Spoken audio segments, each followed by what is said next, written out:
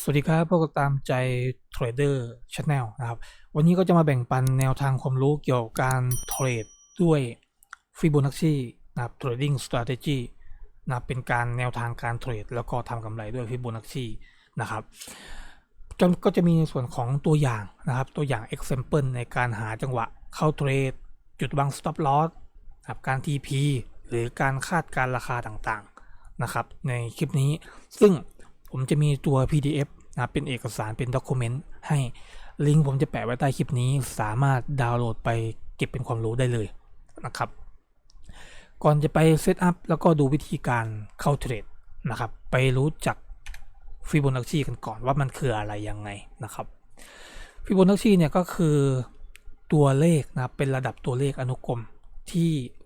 2ค่าก่อนหน้าบวกแล้วเป็นจุดที่3หรือค่าที่3คือผลลัพธ์มาจาก2ตัวหน้าที่บวกสองตัวก่อนหน้าที่มีการบวกกันมานะครับ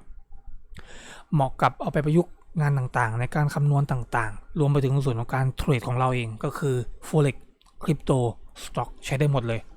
นะครับทุกอย่างมีนัยสำคัญหมดในส่วนของฟิโบนัชชีเรียกได้ว่าเป็นเมจิกแล้วกันผมมองว่าเป็นเมจิกไลน์เมจิกทูลเป็นเครื่องมือนะครับจุดประสงค์ก็คือฟิโบนัชชีเนี่ยเอาไว้หาในส่วนของระดับราคาแนวรับแนวต้านเป้าหมายว่าถ้าเกิดราคาทะลุตรงนี้ไปจะไปถึงบริเวณโซนไหนหรือจุดเข้าเทรดจะเข้าบริเวณโซนไหนดีนะครับ3จุด3โซนที่ผมแนะนำนะวันนี้ก็คือฟิโบค่า 0.236 หรือ 23.6% เมื่อราคาย่อมาจุดบริเวณโซนนี้แล้วทะลุออกไปเลยทะลุแบบไหลไปเลยนะครับมีโอกาสที่กราฟจะไหลลงต่อเนื่องเพราะว่าจุดนี้คือโซนที่ตัดสินถ้าทะลุออกไปนั่นหมายถึงว่าแรงแนวโน้มที่จะไปต่อค่อนข้างสูงนะครับเหมาะกับสาย follow นะครับแล้วก็ 0.382 หรือ 38.2% จุดนี้มักจะเป็นจุดเข้าเทรดไม้แรกไม้ที่1หรือจุดหาจังหวะเข้าซื้อหรือว่าเปิดช็อตอะไรอย่างเงี้ยนะครับเมื่อราคามาแตะบริเวณโซนนี้แล้วหรือทะลุออกไปมีการย่อหรือว่ามีการเด้งกลับมาชนที่38.2อีกครั้งหนึ่งและเปิด projection bullish หรือ bearish นะครับตามแนวนะถ้า bearish เราก็เปิดช็อตถ้า bullish เราก็เปิด long หรือ buy นั่นเองตรงนี้มีโอกาสที่จะไปต่อค่อนข้างสูงนะครับแล้วก็ฟิโบ 0.5 กับ 0.618 หรือ 50 ถึง 61.8% ตรงนี้ผมจะใช้เลยตรงนี้ผมแนะนำเลยซึ่งจะแนะนำในคลิปนี้แหละนะครับแนวโน้มตรงนี้เป็นแนวโน้มตัดสินเลยว่าจะไปต่อหรือพอแค่นี้นะครับปกติเนี่ยเวลาราคาวิ่งขึ้นมาแตะที่โซน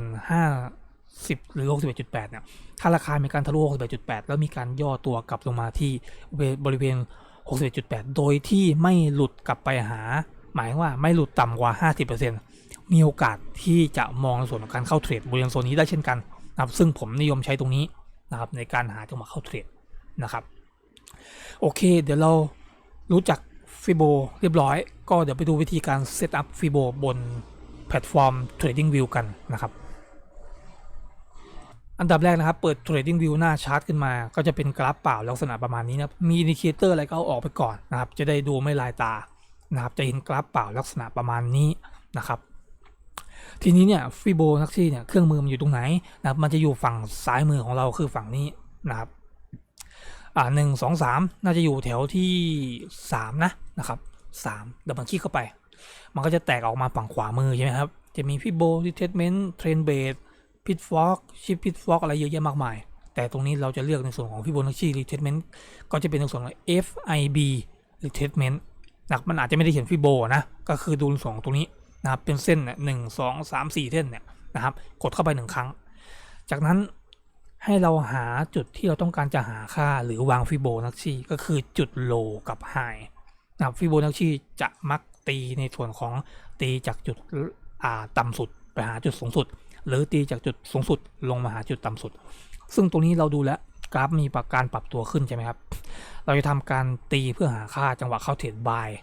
นะครับก็คือหาจุดล่างสุดก็คือตัวนี้ที่เราเห็นจริงๆไม่ต้องเปิดแบบขนาดนี้นะครับนะเอาแค่โซนตรงนี้เพราะว่าเราไม่ได้จะคาดหวังว่าจะเข้าเทรดแล้วยิงยาวขนาดนั้นนะครับเราใช้รีวอร์ด1 ต่อ 2นะที่ผมแนะนำเพราะฉะนั้นเราดูแค่ขอบนี้พอ นะครับเราเห็นโลตรงนี้เราทำการคลิกซ้าย1ครั้งนะคลิกแล้วปล่อยก่อนนะครับจากนั้นลากเมาส์ขึ้นมาข้างบนหาจุดไฮนะก็คือจุดตรงนี้ปลายเข็มนะแนะนำวิธีตีที่ปลายเข็มเท่านั้นนะครับมันจะไม่เหมือนเส้นเทรนไลน์ที่สามารถตีปลายเข็มก็ได้หรือว่าจะตีแท่งปิดก็ได้นะตรงนั้นนะเพราะตรงนี้เราจะหาค่าค่อนข้าง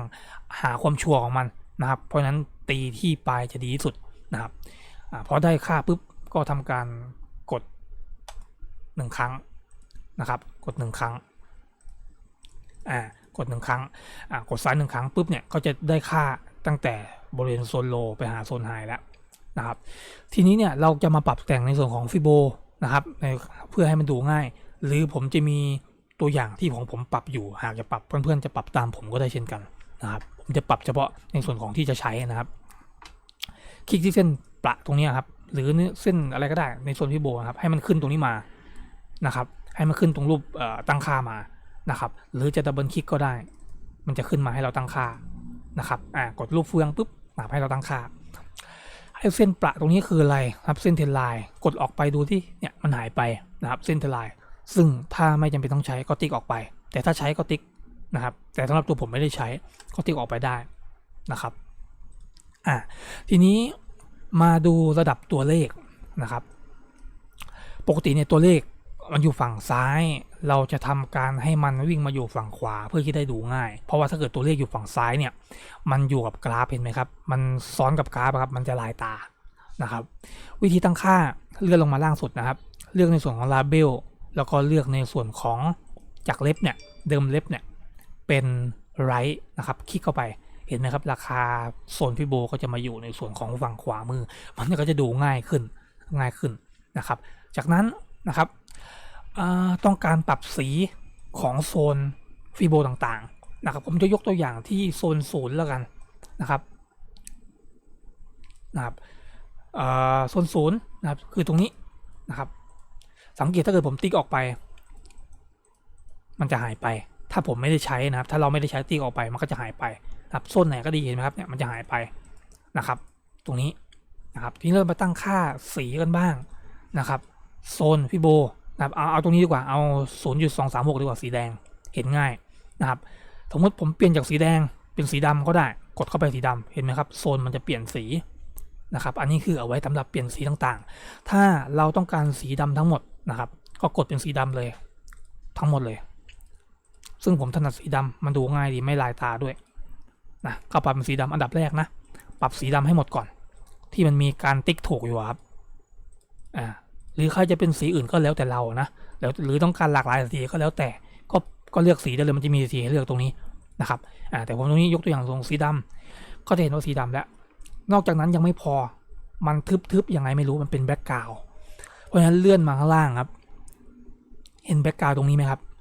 สามารถปรับระดับความชัดไปจนถึงมืดมองไม่เห็นอะไรเลยหรือจะปรับระดับความโปร่งใส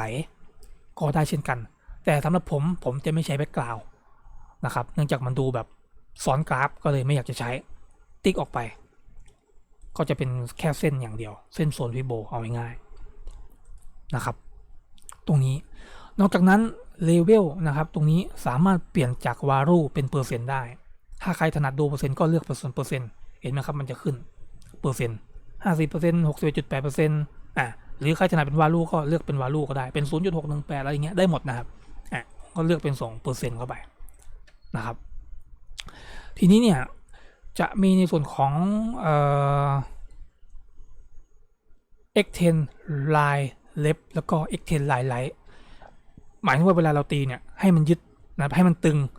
งในตัวเส้นนะไปดูฝั่งซ้ายก่อนลองกด X10 Right นะครับ X10 Line Left นะครับกดเข้าไปปุ๊บมันจะตีออกซ้ายไม่มีที่สิ้นสุด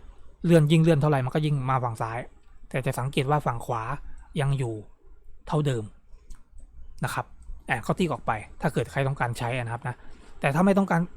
การฝั่งขวาก็ติ๊กในส่วนของ X10 Line Right สังเกตว่ามันจะมายึดติดกับตัวราคาตรงนี้พอดีเลยไม่ว่าคุณจะเลื่อนกรอบไปทางไหนก็ช่างเห็นไหมคุณจะเลื่อนไปไหนก็ช่างมันก็จะยังอยู่ตรงนี้โอเคถ้าไม่ใช้ก็ติ๊กออกไปเหมือนเดิมนะครับทีนี้ผมจะมาแนะนำวิธีการเซตอัพตัวโซนซึ่งโซนที่ผมจะใช้นะครับนะโซนที่ผมจะใช้นะ โซนที่ผมจะใช้เนี่ยผมใช้แค่ตรงนี้ครับ 38.2% 50% และ 61.8% นะครับตรงนี้ไม่ใช้แล้วก็ตรงนี้ต้องใช้อยู่แล้วเพราะว่าเป็นหาจุดในส่วนของไฮแล้วก็โลเพราะฉะนั้นใช้อยู่5เส้น1 2 3 4 5นะครับทีนี้เราจะทำการเอาออกนะถ้าเกิดเพื่อนๆไม่ต้องการออกก็ไม่ต้องปรับนะอันนี้ถ้าเกิดจะปรับตามผมก็เลือกตั้งค่าแล้วติ๊กเอาค่าที่ไม่ต้องการใช้ออกไปผมไม่ใช้ตัวนี้ 0.236 0.786 2.618 3.618 และ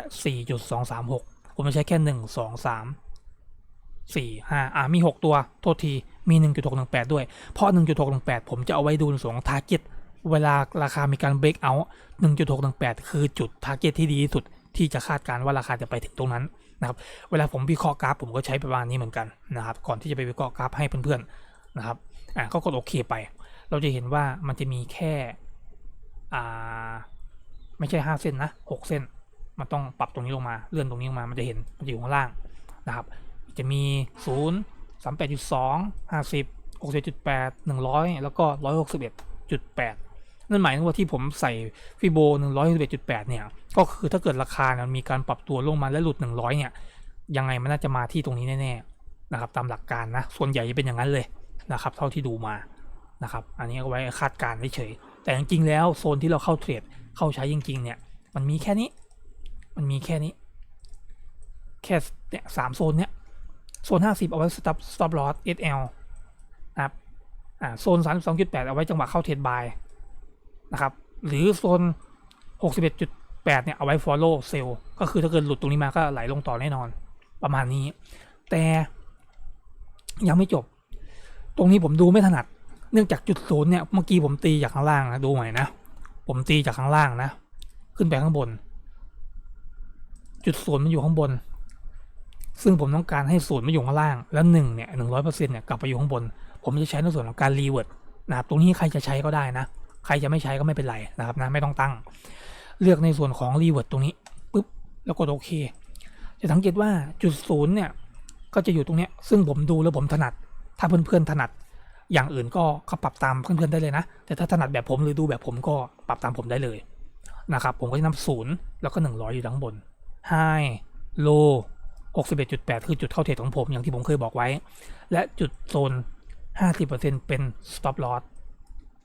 นะครับตรงนี้อันนี้คือจุด buy นะครับประมาณนี้นะครับวิธีการเซตอัพFibonacci แล้วก็ปรับแต่งต่างๆบน Trading View ต่อไปเราไปดูตัวอย่างในการเข้าเทรดและหาจุดในการเข้าเทรดกันนะครับผมจะมีตัวอย่างมาให้อย่างละ2ชุดนะครับนะอันดับแรกนะครับเป็นการเทรดฟิโบนัชชีด้วยกราฟเปล่าจริงๆมี2รูปแบบนะเทรดฟิโบนัชชีด้วยกราฟเปล่าแล้วก็เทรดด้วยเส้น EMA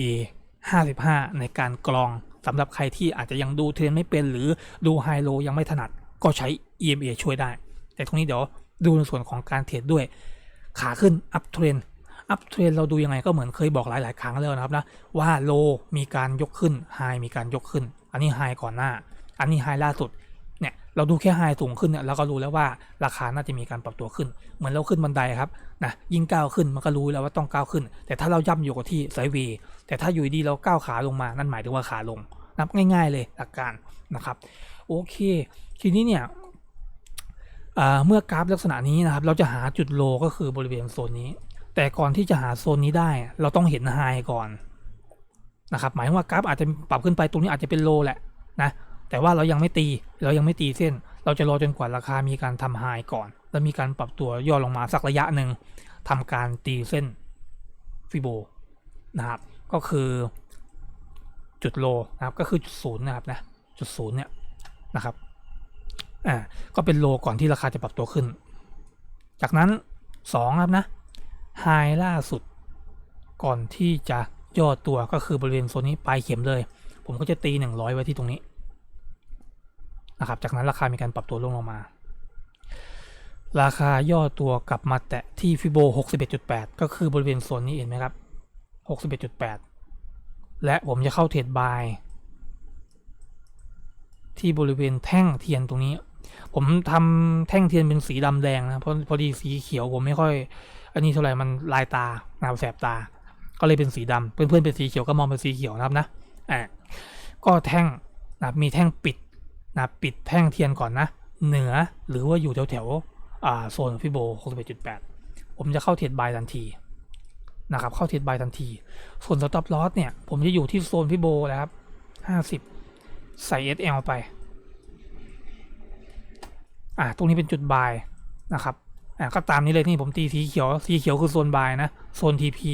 ส่วนสีแดงคือโซน stop loss นะครับจะสังเกตว่าพอเข้าบายปุ๊บราคาก็มีการปรับตัวไซด์เวย์อะไรเขาเรื่องของมันสุดท้ายก็มีการปรับตัวขึ้นไป TP ที่1:2นะครับ Risk Reward 1:2กำลังดีนะครับ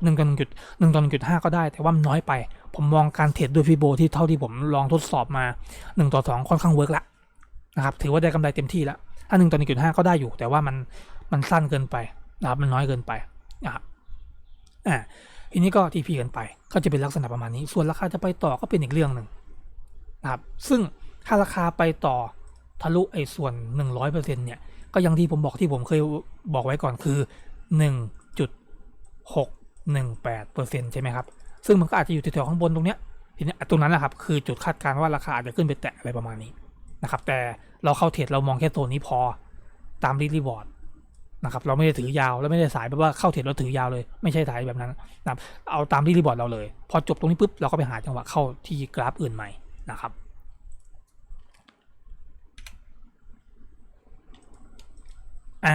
ต่อไปรูปแบบที่2นะครับราคาก็มีการปรับตัวล่วงลงมานะครับเนี่ยจนมีการทำบอททอมบริเวณโซนนี้จากนั้นราคามีการวกกลับไปเลยมีการทำยอดไฮปรับตัวขึ้นมาหน่อยนะครับจากนั้นมีไฮที่2ก็คือไฮตรงนี้มีการปรับตัวขึ้นมาแบบนี้นะครับทีนี้เนี่ยเราก็หาจุดโลได้แล้วฟิโบ0และฟิโบไฮก็คือ100ก็คือบริเวณปลายเข็มเนี่ยผมก็ตีฟิโบลากขึ้นมานะครับทีนี้618มันก็จะอยู่ที่บริเวณโซนนี้ 61.8 นะโซน50นะครับทีนี้อย่างที่บอกครับราคามีการวกกลับมาอยู่บริเวณโซนนี้แท่งแบบนี้อย่าเข้านะแท่งโดจิไอเข็มยาวๆแบบนี้ที่เป็นแบบนี้อย่าเข้าเทรดนะครับ no trade อย่าเพิ่งเข้าเทรดรอแท่งเทียนมีเนื้อแล้วก็ปิดแบบนี้ค่อยเข้าเทรดนะครับค่อยเข้าเทรดป้องกันความเสี่ยงด้วยเพราะไอโดจิพวกนี้อาจจะมีสิทธิ์ปรับตัวลงมาได้เช่นกันนะครับโอเคเมื่อเกิดตรงนี้ผมก็จะเข้าเทรดอะไรครับ buy stop loss ที่ฟิโบ50นะครับ SL buy ตรงนี้ราคาก็มีการปรับตัวขึ้นไปจนมา TP ที่ Risk Reward 1:2นะครับเห็นไหมครับเวลาเรา TP Risk Reward 1:2เนี่ยราคาไม่ไปต่อก็มีนะครับมันออกข้างก็มีแต่อย่างที่บอกครับเราไม่สนใจมันจะออกข้างหรือขึ้นต่อเรื่องของมันนะครับเรื่องของมันเราสนใจไอ้นี่ TP 1:2ของเรานี่กับจุดที่เราเข้านี่สวยๆแบบนี้นะครับต่อไปดูในส่วนของดาวเทรนนะครับใช้ฟิโบในการเข้าเทรดเซลล์หรือเปิดช็อตนั่นเองราคามีการปรับตัวขึ้นมามีการทำไฮก่อนหน้าจากนั้นมีการปรับตัวลงมานะครับโลเห็นโลแล้วนะครับเห็นโลแรกราคามีการดิ้งกลับจากนั้นลงต่อมาเจอโลที่มีการต่ำลงขาขึ้นเราหาไฮที่สูงขึ้นขาลงเราหาโลที่ปรับตัวลงนะครับวิธีดูนะจำแค่2อย่างเนี้ยคุณก็จะมองเทรนออกละนะครับ เมื่อมีการอันนี้เป็นโลว์ไฮนะอันนี้เป็นโลว์โลนะครับมีการปรับตัวต่ำลงมาและไฮก็ปรับตัวต่ำลงมาไฮโลปรับตัวต่ำลงมานะครับโอเคเมื่อได้ลักษณะประมาณนี้เราก็หาจุดโดยการตีฟิโบทีนี้จะตีจากข้างบนลงมาก็คือจุด0นะจุด0บริเวณโซนนี้นะครับฟิโบไฮก่อนปรับตัวลงก็คือตรงนี้เลยปลายเข็มเลยราคาปรับตัวลงมาแล้วเราเห็นโลนะครับโลนะครับโลก่อนปรับตัวขึ้นก็คือก่อนมีการรีบาวขึ้นมานะพอเริ่มรีบาวเงี้ยเราตีเส้นรอเลยจะเห็นว่าโซนฟิโบเนี่ยอยู่บริเวณตรงนี้โซน50อยู่ตรงนี้เราจะเข้าเทรดที่โซนฟิโบเซลนะเซลหรือช็อตนั่นเองส่วนสต็อปลอสจะอยู่ที่ตรงนี้โซนฟิโบ จากนั้นราคาก็รอแท่งปิดตรงนี้นะเห็นไหมครับอย่าเพิ่งไม่ใช่ว่าตั้ง pending รอนะการเทรดด้วยฟิโบอย่าตั้ง pending นะครับอย่าตั้ง pending นะครับรอแท่งปิดด้วยพอแท่งปิดปุ๊บเนี่ยคุณเข้าเทรด stop loss ข้างบนนี้เข้าเทรดปุ๊บราคาก็มีการปรับตัวลงมานะครับ TP รีบอร์ด1:2ก็ TP กันไปนะครับดาวเทรนรูปแบบที่2นะครับราคาก็มีการปรับตัวลงมาอันนี้เป็น low high ปรับตัวขึ้นมา high นะครับมองเห็นเป็น high แล้วกันนะครับเพราะว่าตรงนี้ไม่เห็นนะก็มองแค่นี้พอจากนั้น low มีการปรับตัวต่ำลงเป็น lower low เห็นแนวทางละ low ปรับตัวต่ำลงทีนี้เรารอจังหวะให้มีการรีบาวเด้งขึ้นไปก็คือบริเวณโซนนี้มีการรีบาวขึ้นไปพอเริ่มรีบาวปุ๊บเนี่ยเราตีเส้นเลย0อยู่ข้างบน high แล้วก็100เนี่ยอยู่ตัว low ตรงนี้นะครับเมื่อตีเรียบร้อยนะครับก็รอจังหวะกราฟมีการขึ้นมาแตะโซนฟิโบแล้วครับ 61.8 ตรงนี้เหมือนเดิมเปิดเซลล์ตรงนี้มาแตะก่อนปุ๊บผมจะเข้าเทรดที่แท่งนี้นะก็เปิดเซลล์จากนั้น stop loss อยู่ด้านบนให้เรียบร้อยราคาอาจจะมีการวิ่งบล็อกกลับไปหรือไซด์เวย์อะไรเรื่องของมันไม่ต้องไปสนใจนะครับมันเป็นกลไกอยู่แล้วของราคามันคงไม่ชนแล้วแบบล่วงทีเดียวหรอกนะอันนี้ก็ปล่อยมันไปนะครับไม่ต้องไปกดปิดมืออะไรนะครับถ้าเราตั้ง TP รีบอร์ดแล้วก็บริหารเงินแล้วอย่าไปปิดมืออย่าไปมือซนนะครับอย่าไปลาก stop loss หนีอย่าไปลาก TP หนีอะไรเงี้ยตั้งแล้วตั้งเลยนะครับก็ปล่อยมันก็ไหลลงมาจนมาแตะ TP รีบอร์ด1:2ข้อ TP กันไปสำหรับดาวเทรนนะครับทีนี้เรามาดูตัวอย่างในส่วนของการเทรดด้วยเอาเส้น EMA เข้ามากรองนะครับสำหรับมือใหม่ตรงนี้นะครับผมจะใส่ในส่วนของ EMA 55 EMA ค่าพีเรีย55นะครับนะค่าพีเรีย55นะครับก็ใส่ไปนะครับปรับสีสันปรับขนาดเส้น EMA ก็ปรับไปนะครับ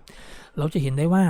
นะครับเราจะเทรดไอตัวฟิโบกับ EMA 55ผมจะเทรดเฉพาะเวฟแรกเท่านั้นหรือจุดที่มีการทะลุออกไปปุ๊บย่อลงมาจุดแรกเท่านั้นจุด2แบบนี้ผมจะไม่เข้าเทรดผมจะเข้าแค่จุดแรกเท่านั้นวิธีเข้านะครับ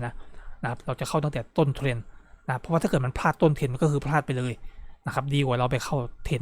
ดีกว่าเราไปเข้าจุดที่2จุดอะไรอย่างนี้พอจุดที่2จุดที่3มันมีโอกาสที่จะล่วงลงมาก็เป็นไปได้เช่นกันอัตราวินเลทมันจะลดลงครับเอาง่ายๆนะครับโอเคราคามีการปรับตัวขึ้นมาใช่ไหมครับพอราคามีการทะลุเส้น EMA ให้เราสันนิษฐานไว้เลยว่าโลอยู่ตรงนี้แน่ๆเรารอจังหวะให้มันเกิดไฮนะครับราคาก็มาปุ๊บทำไฮปุ๊บจากนั้นราคามีการปรับตัวล่วงลงมามาหาโซนในส่วนเส้น EMA เราทำการตีเส้นฟิโบเลยโลด้านล่าง0นะแล้วก็ 100% เนี่ยอยู่บริเวณไฮเหมือนเดิมนะครับเหมือนเดิมเลยนะครับจากนั้นเนี่ยราคามีการปรับตัวลงมาที่บริเวณนะครับ 61.8 นะครับแท่งเทียนอยู่เหนือ EMA นะครับแล้วก็ปรับตัวลงมาแตะฟิโบ 61.8 นะครับจากนั้นการเข้าเทรดผมแนะนำให้แท่งเทียนขึ้นมาปิดแท่งเนี่ยเหนือเส้น EMA ก็คือแท่งนี้ไม่ว่าจะปิดเต็มแท่งหรือปิดครึ่งแท่งก็ช่างให้มองว่ามีการยืนเหนือ EMA ได้ผมจะเข้าเทรดบายทันทีนะครับเข้าเทรดบายทันทีนะครับที่บริเวณโซนนี้ก็คือแท่งนี้แหละ stop loss 50เหมือนเดิมเห็นไหมครับเนี่ย SL นะครับอันนี้มองส่วนของการเข้าเทรดบายราคาก็ไซด์เวย์เป็นเรื่องปกติครับต้องทำใจหน่อยนึงนะเข้าที่ฟิโบ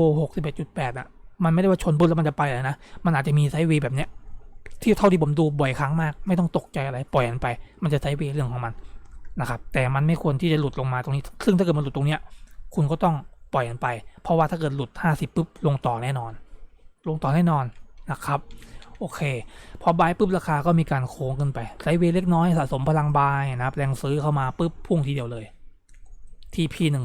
1:2จบกันไปนะครับต่อไปอัพเทรนด้วย EMA 55รูปแบบที่2นะครับราคาก็มีการหลุด EMA 55ลงมานะครับแล้วก็มีการปรับตัวขึ้นมาทะลุนั่นหมายถึงว่าตรงนี้เราก็มองส่วนของการทำ lower low หรือ bottom นั่นเองก่อนที่มันจะปรับตัวขึ้นไปหาจุดไฮก็คือบริเวณโซนนี้นะแถวโซนนี้ราคาก่อนราคามีการปรับตัวพอราคาเริ่มมีการปรับตัวปุ๊บเราตีฟิโบรอ0อยู่ด้านล่าง100อยู่ด้านบนก็คือไฮนั่นเองนะครับจากนั้นราคาก็มีการปรับตัวล่วงลงมา มาหาที่โซนฟิโบ 61.8 นะครับมีการแตะปุ๊บเราดูแตะแท่งไหนอย่างตรงนี้มันเป็นจุดค่อนข้างซับซ้อนนะครับผมก็จะแนะนำแท่งแดงแตะมันปิดแท่งแดงไม่เข้าแท่งแดงแตะปิดแท่งแดงไม่เข้าแต่แท่งเขียวตรงนี้มันไม่ลงมาแตะเพราะนั้นเราจะไม่เข้าเทรดเรารอจังหวะแท่งคอนเฟิร์มก็คือแท่งนี้หรือใครจะเข้าเทรดตรงนี้ก็ได้ไม่เสียหายนะไม่เสียหายได้เหมือนกันแต่ผมจะรอให้มีการเกิดแท่งเขียวหรือแท่งที่มีการแท่งบูลลิตเนี่ยมีการชนด้วยแล้วก็มีการเด้งขึ้นไปปิดข้างบนด้วยจะเป็นการคอนเฟิร์มเลยก็มองในส่วนของการเข้าเทรดบายเพราะนั้นตรงนี้จะเข้าสูงหน่อยเพราะราคามีการยกขึ้นมาแต่ท้ายสุดเนี่ยเดี๋ยวสต็อปลอสด้านล่างนะครับนะโซน50ตรงนี้แต่ท้ายสุดเนี่ยราคาก็นะครับปรับตัวขึ้นไปนะครับแท่งเทียนปิดเหนือ EMA นะ EMA ด้านล่างในนี้ปิดเหนือ EMA ราคาก็ปรับตัวขึ้นไปนะครับก็ TP กันไป1:2เรียบร้อยนะครับทีนี้เรามาดูในส่วนของ Fibonacci EMA 55ในส่วนของดาวเทรนหรือขาลงนั่นหมายถึงว่าเราต้องหาจุดไฮและจุดโลต่ำลงใช่ไหมครับไฮก่อนหน้าเราเห็นแล้วก่อนที่มันจะมีการปรับตัวล่วงลงมาพอหลุด EMA 55ให้สันนิษฐานว่าตรงเนี้ยเป็นไฮเยอร์ไฮแน่ๆพอเราเจอโลปุ๊บนะครับนะเราเจอโลปุ๊บก่อนราคามีการรีบาวหรือเด้งกลับขึ้นไปนะครับหาเส้น EMA นะครับจะสังเกตว่าราคาขึ้นมาแตะโซนฟิโบ 61.8% นะครับเนี่ยแท่งเทียนตรงนี้พอดีเลยขึ้นไปชนปุ๊บและลงมาเป็นแท่งแดงและปิดแท่งตรงนี้เราจะเข้าในส่วนของการเซลล์หรือช็อตนั่นเอง stop loss อยู่ที่โซนฟิโบ 50นะตรงนี้นะครับเป็นส่วนของ stop loss SL จะสังเกตว่าราคาก็มีการปรับตัวแนวโน้มลงมาจนโดน TP รีวอร์ด1:2กันไปนะครับต่อไปรูปแบบอีกรูปแบบหนึ่งนะครับ EMA 55เหมือนกันดาวเทรนรวมสุดท้ายแล้วนะครับในสุดท้ายแล้วนะครับEMA นะครับมีการปรับตัวเป็นขาลงไฮก่อนปรับตัวลงก็คือตรงนี้เรามองเป็นไฮแล้วกันนะตรงนี้จริงๆมันนี่เป็นไฮแหละแต่ผมขอมองในส่วนของโซนตรงนี้อันนี้ไม่มองส่วนของโซนก่อนที่มันจะมีการปรับตัวลงมาจนเกิดโลนะครับตรงนี้เป็นโลก่อนหน้าโลไฮตรงนี้เป็นโลมีการปรับตัวโลต่ำลงนะครับเพราะนั้นรอจังหวะคอนเฟิร์มก็คือรอแท่งเทียนมีการปรับตัวขึ้นไปพอรีบาวขึ้นไปลักษณะแบบนี้คุณตีเส้นรอเลยศูนย์อยู่ด้านบนตรงนี้ไฮนะแล้วก็ 100% อยู่ด้านล่างโลที่มีการปรับตัวขึ้นไปนี่แหละนะครับจากนั้นเนี่ยเราจะเห็นว่าโซนฟิโบ 61.8 อยู่บริเวณโซนนี้เห็นไหมครับตรงนี้นะแล้วก็แท่งเทียนวิ่งกลับมาแตะที่เส้นฟิโบ 61.8 บวกกับอยู่ในโซนแตะโซนของเส้น EMA ด้วยนะครับจากนั้นราคาปรับตัวเป็นสีแดงแท่งแดงลงมาและปิดแท่งด้านล่าง1คือใต้ EMA 55นะครับ2คืออยู่ใต้ฟิโบ 61.8 เราจะเข้าเทรดเซลล์หรือช็อตทันที stop loss ด้านบนที่ฟิโบ 50ตรงนี้เป็น SL นะครับจากนั้นราคาก็มีการปรับตัวล่วงลงมาตามลำดับที่P 1:2กันไปนะครับก็ประมาณนี้นะครับโดยรวมประมาณนี้เป็นตัวอย่างในการหาจังหวะเข้าเทรดนะครับก็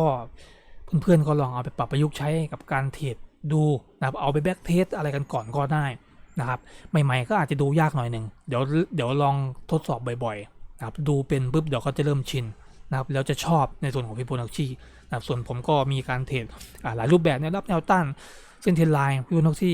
อะไรต่างๆเยอะแยะมากมายเพราะว่าแต่ละราคาภาวะตลาดมันไม่เหมือนกันถ้าภาวะไซด์เวย์เนี่ยจะใช้ฟิโบไม่ได้นะครับถ้าเป็นฟิโบก็มองในส่วนของการเทรดกับตัวอะไรพวกนี้หาแนวรับแนวต้านนะครับ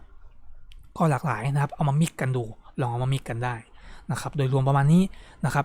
ลิงก์ PDF ผมแปะไว้ใต้คลิปสามารถเข้าไปดาวน์โหลดไปเก็บไว้ดูทบทวนกันได้ฟรีเลยนะครับโอเคประมาณนี้ลองเอาไปปรับประยุกต์ใช้นะครับหากชอบคลิปนี้ก็ฝากกดไลค์กดแชร์แล้วก็ Subscribe เป็นกำลังใจด้วยที่สำคัญอย่าลืมกดกระดิ่งจะได้ไม่พลาดคลิปใหม่ๆแนวทางความรู้หรือการวิเคราะห์ราคาอะไรต่างๆใหม่ๆจากตามใจเทรดเดอร์วันนี้ก็คงขอตัวลาไปก่อนขอให้ท่านโชคดีประสบความสำเร็จในการเทรดทุกๆท่านสวัสดีครับ